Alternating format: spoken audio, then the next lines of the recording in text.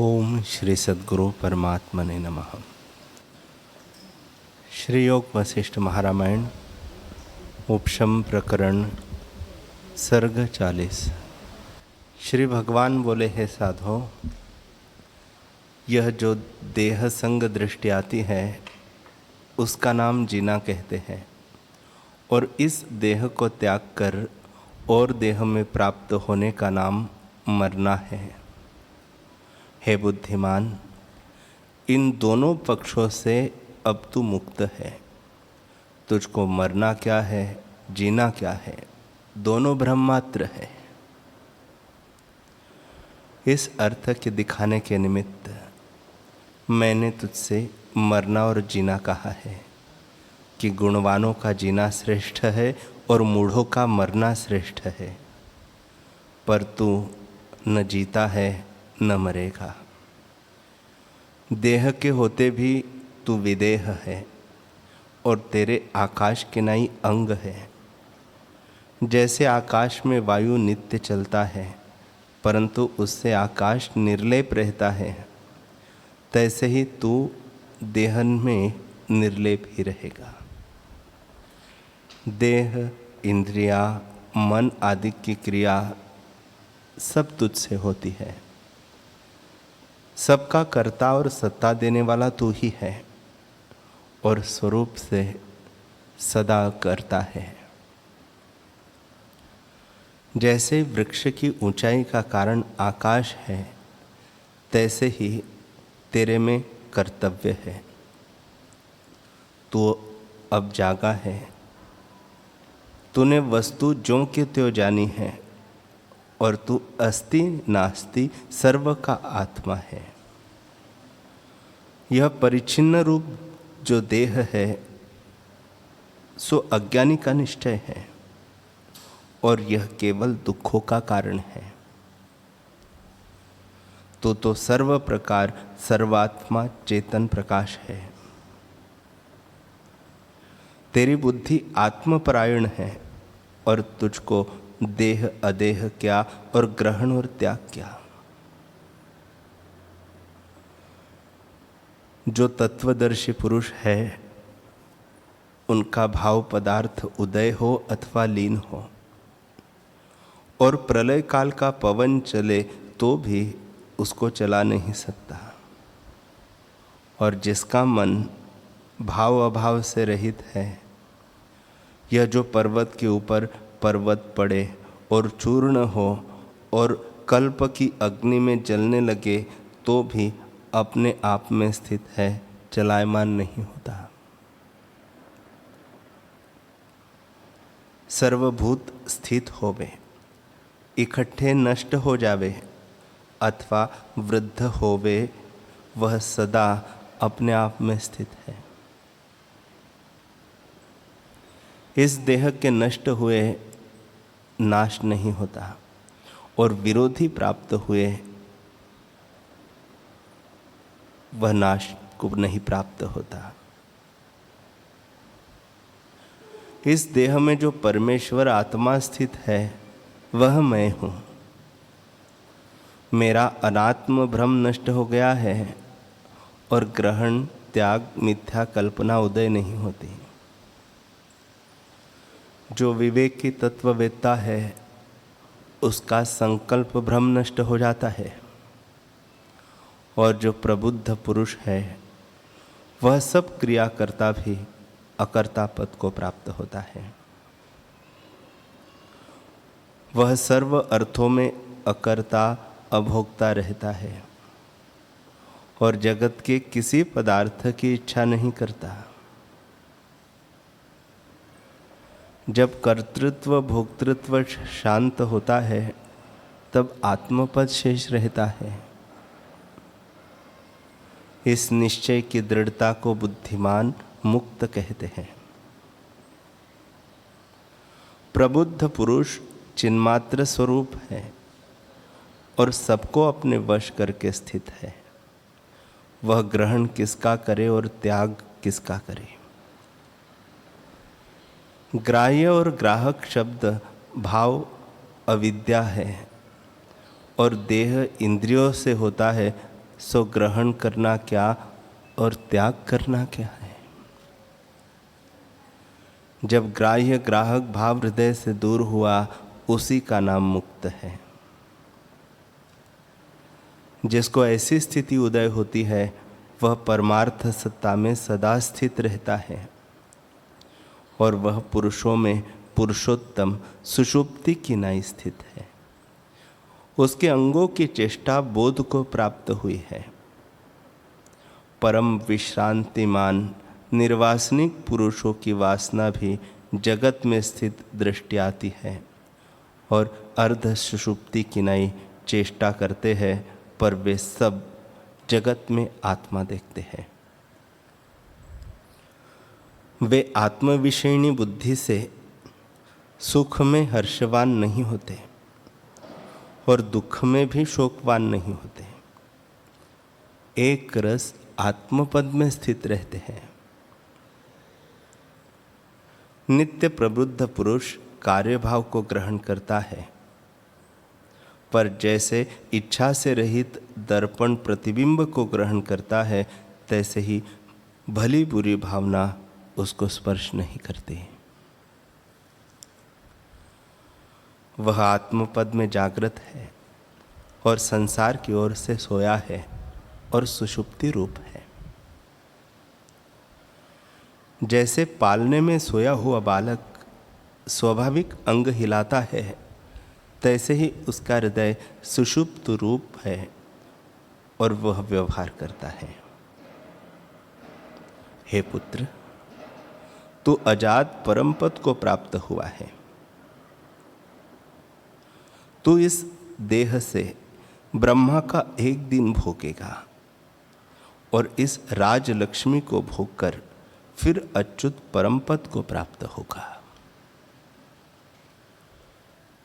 श्री वशिष्ठ जी बोले, हे रामचंद्र जी, अद्भुत जिसका दर्शन है, ऐसे जगत रूपी रत्नों के डिब्बे विष्णुदेव ने जब शीतल वाणी से इस प्रकार कहा, तब प्रहलाद ने नेत्रों को खोलकर धैर्य सहित कोमल वचन और मनन भाव को ग्रहण करके देखा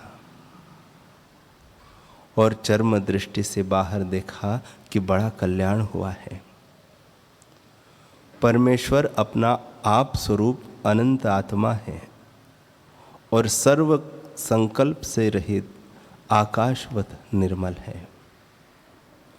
अब मुझको न शोक है, न मोह है और न वैराग्य से देह त्याग की चिंता है। जो कुछ कार्य भयदायक होता है, सो एक आत्मा के विद्यमान रहते शोक कहा, नाश कहा, देह रूपी संसार कहा, संसार की स्थिति कहा, भय कहा और अभयता कहा। मैं यथा इच्छित अपने आप में स्थित हो। इस प्रकार मैं निर्मल विस्तृत रूप केवल पावन में स्थित हो और संसार बंधन को त्याग कर विरक्त हुआ हो। जो अप्रबुद्ध मूढ़ है, उनकी बुद्धि में हर्ष, शोक, चिंता, विकार सदा रहता है। वे देह के भाव में सुख मानते हैं और अभाव में दुखी होते हैं। यह चिंता रूपी विष की पंक्ति मूढ़ों को लिपायमान होती है। यह इष्ट है, यह अनिष्ट है, यह ग्रहण करने योग्य है, यह त्यागने योग्य है। इस प्रकार मूर्खों के चित्त की अवस्था डोलायमान होती है, पंडितों की नहीं होती है। मैं भिन्न हूँ और वह भिन्न है, यह अज्ञान से अंध वासना है। शुद्ध बुद्धि के विद्यमान नहीं रहती। जैसे सूर्य की किरणों से रात्रि दूर होती है, तैसे ही यह वासना दूर रहती है।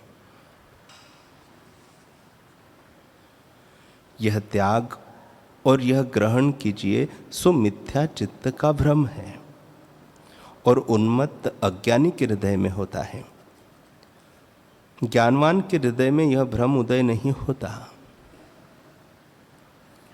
हे कमल नयन, सर्व तू ही है और विस्तृत आत्मरूप है। हेयोपादेय और द्वैत भाव कल्पना कहा है। यह संपूर्ण जगत विज्ञान रूप सत्ता का आभास है। सत्य असत्य रूप जगत में ग्रहण त्याग किसका कीजिए? केवल अपने स्वभाव से दृष्टा और दृश्य का विचार किया है। उसमें मैं प्रथम क्षीण विश्रांतवान हुआ था, अब भाव अभाव जगत के पदार्थों से मुक्त हुआ हूँ और हेयोपादेय से रहित आत्म तत्व मुझको भासता है और संभाव को प्राप्त हुआ हूँ।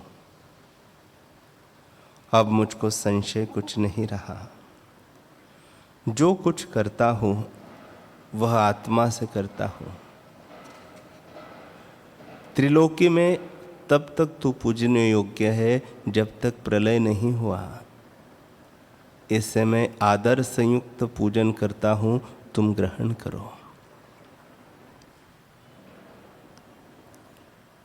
हे रामचंद्र जी, इस प्रकार दैत्यराज ने कहकर क्षीर समुद्र में शयन करने वाले भगवान विष्णु को श्रेष्ठ सुमेरु की मणियों से पूजा और फिर शंख चक्र गदा पद्म आदि शस्त्रों का पूजन करके गरुड़ की पूजा की और फिर देवता और विद्याधरों की पूजा की। इस प्रकार भगवान के आत्मस्वरूप का हृदय में ध्यान रख के परिवार संयुक्त पूजन किया। तब लक्ष्मीपति बोले, हे दैत्येश्वर, तू उठकर सिंहासन पर बैठ। मैं तुझको अपने हाथ से अभिषेक करता हूँ और 5 जन्य शंख बजाता हूँ। उसका शब्द सुनकर सब सिद्ध और देवता आकर तेरा मंगल करेंगे।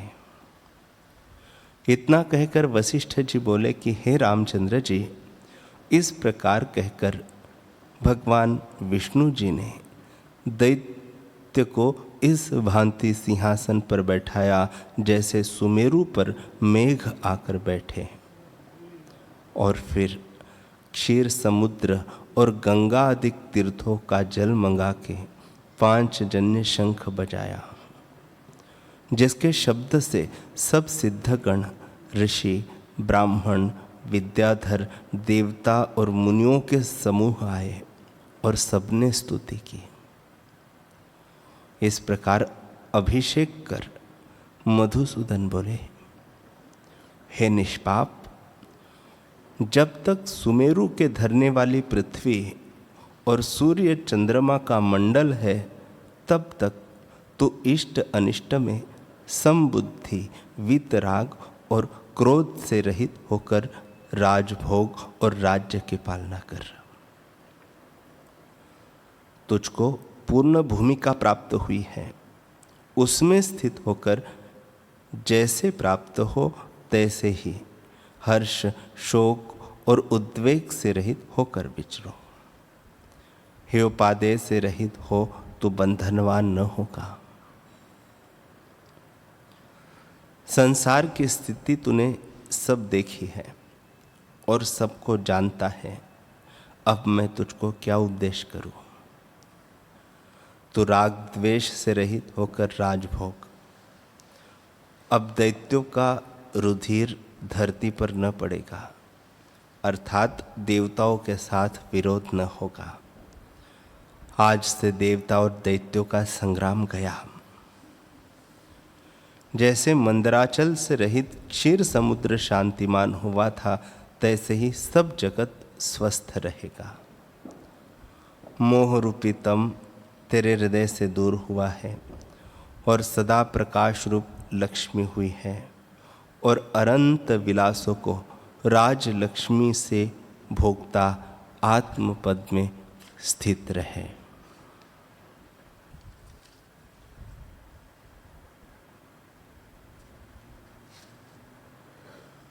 हरि ओम।